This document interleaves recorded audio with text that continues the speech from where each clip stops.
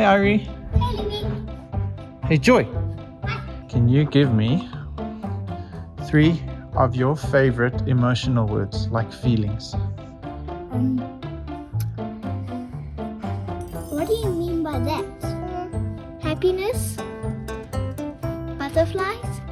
Butterflies. I'm kind of like happy now. Okay. Any other favorite emotions? You don't have to feel it right now. I love surprised and I love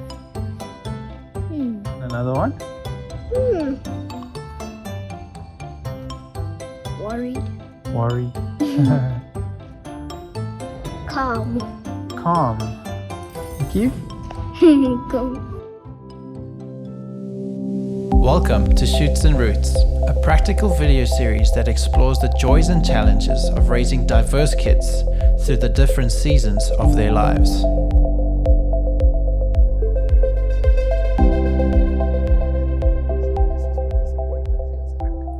It's like the first time they touched butternut. They had to get used to the texture, and next time they could say, I want butternut, because now they understood the taste and the thing. You have to do the same with language. So conversation. And then what we've done, I think if I had to answer that question, how do we teach them? Because I suppose of our studies of psychology, we have some tools like the Plutchik wheel of emotions. It gives you identifiable emotions in the rawest form, in the less raw, and then just in the superficial one. So you can be happy, but you can absolutely be elated. And some of our kids get to elated a lot quicker than happy. They're the extremists like me. But to put words to that, I am sorrowful, or I'm a little bit sad. I'm petrified versus I'm nervous, and anxiety and things like that. So you can start to bring out the depth of the thing. So, and we've done that. We've taught our kids emotional words, a vocab. And also think in doing that, teaching them those different words like elated and I was just happy. We are teaching our kids that we are not always in the same space emotionally. Like you can't always be in a heightened space, and you can't just always be in a superficial space. There's going to be times when you're going to feel a lot more intensely, and there's other times where you don't have to feel so intensely about something. Yeah, and then you can say to them, that thing does not deserve that pocket of emotions. It's not worth it. You just dropped an ice cream. You do not have to fall apart and mourn for days. It's just an ice cream. And I think we teach our children in the greater scheme of things and in growing up how to deal with things like stress, for instance. Not everything is worth stressing us out. You can't always get to that point. So is this worth the stress levels that I'm feeling? Or am I actually giving it too much attention? Am I giving it too much space? So I think emotions play very much into those things as well, in how we manage anxiety, stress, being too happy, being too sad. Life. And then not being controlled by your emotions, but knowing your emotions. God is a God of emotions, but never emotional. And yet we see so often today how people get tossed around like a wave in the ocean. Like today I feel good, tomorrow I feel this. If I'm happy, life is good. If I'm not, life is worthless. Such a fatalistic approach, and that's not what we want our kids to be. We want them to rise above. So it's conversations, the vocab. Then we also, not just the Plutchik wheel of emotions, we've also given them words. Like at the dinner table we'll say, what's your emotional word for the day? And Joy always says joyful.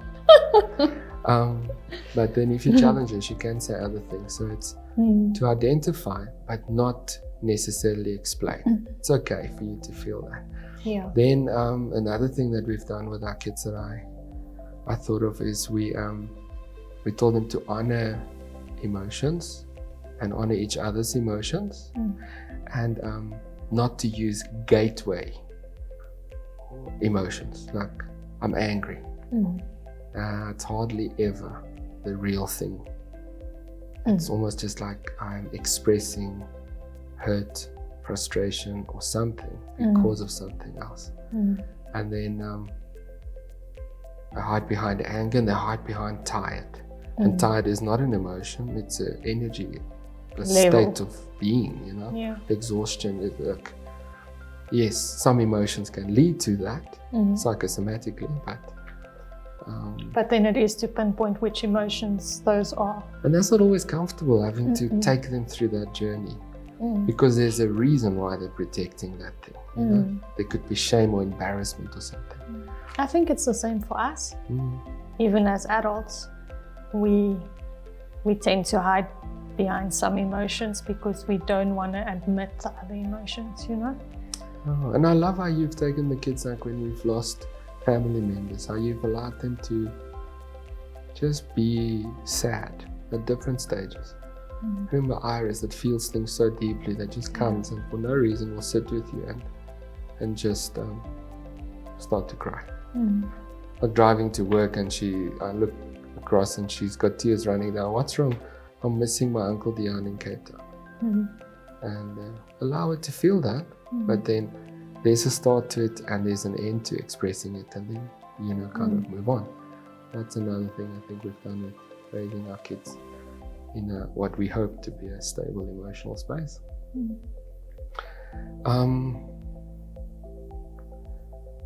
Yeah, what else did we do on emotions? Yeah, I think we just gave them a space, as you said, to express, to feel, and that it's not wrong to feel. And I think in doing that, what we do is we are disarming the layers that can build up within us over years and years and years and years and years. And then because we have never expressed those feelings or had an opportunity to even just feel them, I find many times we end up in years and years of therapy because all of a sudden it's just too much, and we actually can't handle the fact that all of that has built up inside of us. And we are actually disarming that thing that can implode or that can even explode over years and years of keeping it inside. And we give them the ability to just always unlayer. Don't leave layers on top of one another for them to build up so that you become like this pressure cooker that's going to explode at some point. And you never know who's going to get that explosion. Is it going to be their children one day? Is it going to be their spouse one day? So we also need to know, in making them emotionally aware, we are preparing them for life, for marriage, for work, for being parents themselves one day. Well, sometimes that emotional journey also just means we have to be aware of them physically. Like, I think one of our kids are not that comfortable at coming to say, I'm feeling something. Yeah. But they need to be pursued. And you normally pick up when there's the hovering. Yes. That happens. And then you're like, oh, there's like these something signals worth exploring. Yes, so pay attention to our kids. And then some of our other kids just wear their hearts on their sleeve. I talk, I'm not feeling okay. Yeah, they're just so okay to express their feelings. So we allow them to express, but we allow them also to know that there's an enter. And then I think what I'm loving at the moment in the older ones is where I see them saying, I felt this, I was able to take it to God. Holy Spirit showed me this, and I could deal with it. So I'm hoping that was a result of our journey. Yeah. Please God, and I'm hoping that will continue for all of them. But also, the other thing I've noticed is when Grace said the other day, I was just sitting with Jesus, and he was smiling at me like he was content. And she used these words in describing her relationship with God, and there was a realness to it. There was emotional content in that relationship. And it wasn't just, oh, he's a removed God. He's a personal, intimate God to her. So I celebrate that. And I think sometimes if we don't live in this healthy space in the relationship with our emotions, we are unable to relate to others and much more. Exactly. We don't see God as a relational God. Yes. Yes. So yeah. That's beautiful. I've also loved seeing how they, as siblings, have become emotional places of sharing with one another. So when they, and when they're small, they kind of come to us. Like I look at Iris and Joy, and they still very much come to us for that emotional unpacking. But if I look at the older ones, Ava, Jude, Grace, Levi, they've learned to even go to one another and be each other's emotional support. Especially those that know how to express feeling better than others, they will sit with them and encourage them. What are you feeling? Don't hide what you're feeling. Tell me how you're feeling. And I think it's beautiful as siblings that they can have that kind of relationship with one another. It makes you feel that there's safety in that, and that there's such a beautiful intimacy in that. And that if, God forbid, we don't exist anymore. But that they'll be there, and they have the skills, and they have each other. Yeah.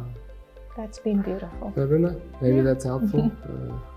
Get in touch with us on info@lrcchurch.co.za, and we can send you some of the tools that we use if you're interested in it. Yeah. Love the journey. Always.